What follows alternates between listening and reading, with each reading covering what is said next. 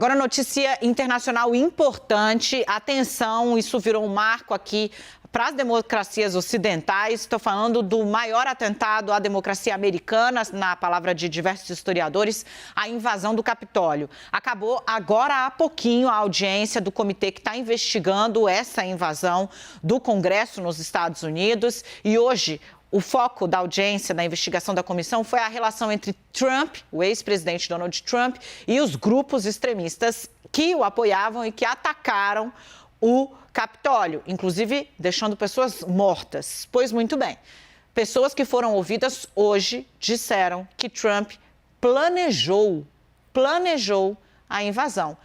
Heloísa Vilela traz as informações para a gente. Elo.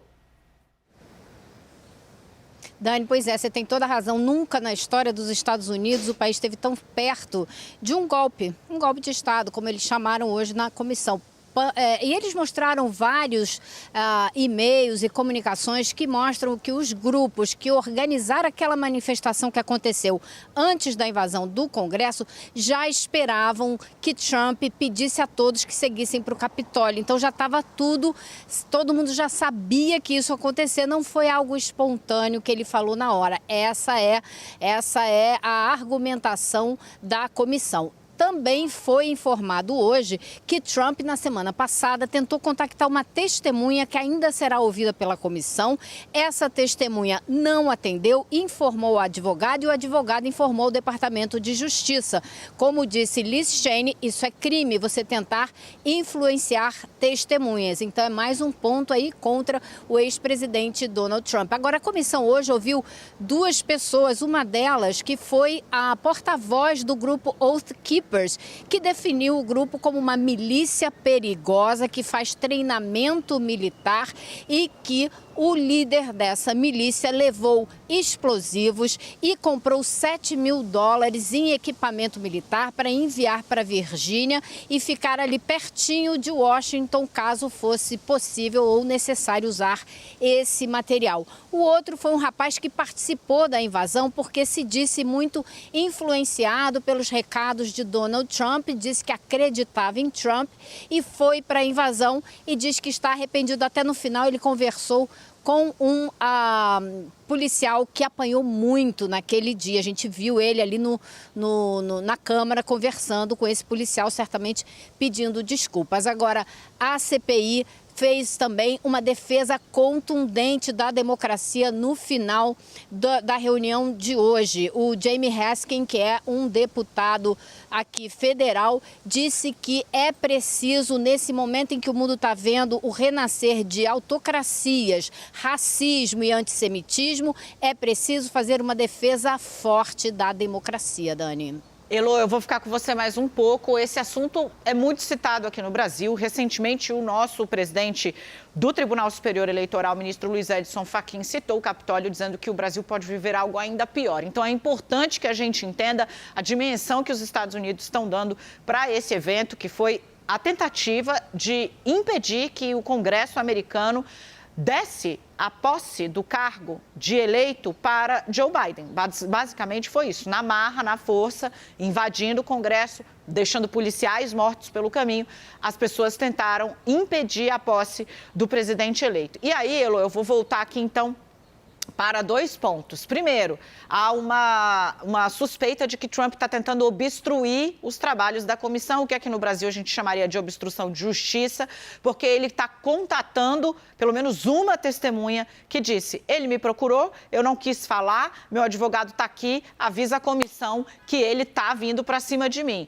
Isso também vai ser apurado. E dois, Elo, eu queria que você explicasse melhor como Trump teria sido o arquiteto dessa invasão. A Elo explicou para a gente que as testemunhas disseram que ele já estava, todo mundo estava ciente de que haveria um chamamento para a invasão ao Capitólio. Eu vou pedir para você se ater melhor mais a esse ponto, Elo. Então, hoje eles fizeram um passo a passo quase para explicar exatamente isso que você está perguntando. Primeiro, mostraram que todos os assessores jurídicos e políticos e até familiares de Trump desaconselharam o presidente a insistir na história de que havia fraude nas eleições. Mas um outro grupo formado por Rudolph Giuliani e mais alguns advogados, conhecido na Casa Branca como o Grupo dos Loucos, continuava insistindo com o presidente, defendendo que havia fraude. Houve uma reunião no dia 18 de dezembro, aos gritos, entre esses dois grupos, onde o conselheiro principal da Casa Branca, Pat Cipollone, insistia: cadê as provas? Cadê as evidências? Se vocês não têm evidência, então calem a boca. Foi um pega pra capar e Trump continuou levando em consideração o grupo que ele queria levar em consideração e continuou ouvindo esses assessores de fora da Casa Branca. Depois dessa reunião, à 1h30 da manhã, foi que ele soltou um Twitter convocando para a manifestação do dia 6 de janeiro. Então, depois de todo esse dia de briga entre esses dois grupos, os assessores da Casa Branca explicando para ele que 60 casos na justiça já tinham sido perdidos, não tinha mais o que insistir, Trump foi para o Twitter e convocou essa manifestação, dizendo: vai ser incrível, vai ser uma loucura. A palavra que ele usou em inglês é wild, vai ser uma loucura no dia 6 de janeiro. Então, ele foi a pessoa que convocou os seguidores para essa manifestação, na qual ele, então, fez aquele anúncio: vamos seguir para o Capitólio, que várias pessoas ali já estavam esperando. E como já mostrou essa comissão também, ele sabia que várias pessoas estavam armadas e, mesmo assim, fez essa convocação, criando uma situação que, como disseram hoje alguns das testemunhas, poderia ter sido muito pior, poderia ter sido um banho de sangue, Dani. Elô, ele usa o termo wild, né, que eu traduziria também como selvagem. Vai ser, assim, uma coisa... tem selvagem, isso. Tem esse lado, né, tem esse lado de ser uma coisa enlouquecida mesmo, né, então... Enfim, Elô, muito obrigada. É importante que a gente siga acompanhando os trabalhos dessa comissão e vai ficando cada vez mais claro como se chegou como a democracia americana flertou com o cadafalso, com o precipício, no final, nos estertores da administração de Donald Trump. Obrigada, querida, pelas informações. É claro que eu vou trazer o Lorival Santana também para a gente falar a respeito desse assunto. Lorival, o papel de Trump está ficando muito claro. Trump ainda não para de se movimentar, está sendo investigado agora também por estar tentando coagir testemunhas, estão sendo ouvidas pela comissão. Eu queria que você explicasse para o nosso telespectador, para quem está nos acompanhando, primeiro, né, quais são as providências até onde essa comissão pode trazer um problema para Trump, né? E dois, isso muda alguma coisa dentro do Partido Republicano, que parece ter sido sequestrado pelo trumpismo?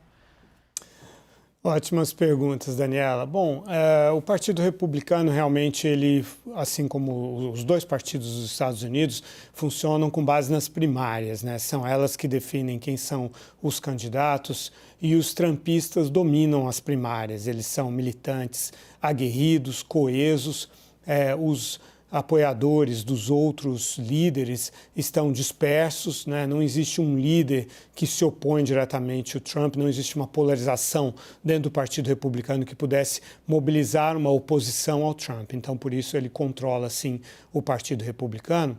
E a noção de que a invasão do Capitólio foi planejada já é conhecida dos americanos. Por exemplo, uma pesquisa divulgada no dia 23 de junho pela Universidade Quinnipiac, que é bastante renomada, ela que faz as pesquisas do New York Times, mostra que 64% dos americanos acreditavam que o ataque foi planejado. Desses, 84% dos democratas, 61% dos independentes e 49% dos republicanos dizem que ela foi planejada e os 46% dos republicanos que ela foi espontânea. E mesmo assim, mesmo com esse dado, já havia um favoritismo dos republicanos nas eleições de metade de mandato em outubro, que vão renovar toda a Câmara e um terço do Senado. Portanto, eu não acho que essas constatações vão mudar o resultado das eleições de novembro. Não, e Biden está vivendo assim um momento especialmente ruim, né? Nem entre os democratas, pelo menos foi o que eu vi no New York Times, nem entre os democratas ele tem maioria, tipo 33% só de apoio, 60% dos democratas não gostariam de vê-lo novamente como candidato daqui a 2 anos, né? 2024, quando ele puder disputar a reeleição, ou seja, está vivendo um momento muito ruim, o que certamente deve também influenciar a escolha dos representantes das eleições aí do meio do caminho, digamos assim, né, onde vai ser renovado o Congresso Nacional, né, Lu? E a Kamala Harris não é considerada uma candidata forte, tampouco. Então, por exemplo, portanto, é uma crise muito séria para o partido, né? A natural sucessora dele, por ser jovem, em razão da idade dele, ele já dizia que não se candidataria à reeleição, mas o partido se colocou numa certa armadilha eleitoral, né? A Kamala Harris não está, até agora pelo menos, não está entregando bons resultados eleitorais, uma boa performance e tal, de maneira que a situação é difícil. Talvez o tema do aborto possa mobilizar o eleitorado e ajudar a evitar certas perdas, principalmente na Câmara. Eu queria só fazer uma rápida explicação, Daniela, sobre a questão da milícia, porque muitas pessoas podem ter ficado assustadas, né? Como que um grupo se assume como uma milícia armada? Isso está previsto na segunda emenda da Constituição americana, que diz uma milícia bem regulamentada, sendo necessária a segurança de um Estado livre, o direito do povo de manter e portar armas não será infringido. Então, o presidente Trump convenceu os seguidores dele de que o Estado estava atropelando a liberdade deles na forma do Congresso, de outras instituições, até mesmo da CIA, do FBI, e por isso eles consideraram legítimo invadir o Capitólio. Não é um discurso acelerado, né? Um discurso amalucado, mas que infelizmente produz reação, para a gente entender um pouco como a gente está falando disso muito no Brasil, né? Sobre a responsabilidade dos líderes e o peso da palavra deles para quem os segue cegamente, né? E nesse caso quase fez com que os Estados Unidos não tivessem como dar posse ao seu presidente eleito, enfim. Louri, muito obrigada pelas informações, por todo o contexto sempre brilhante.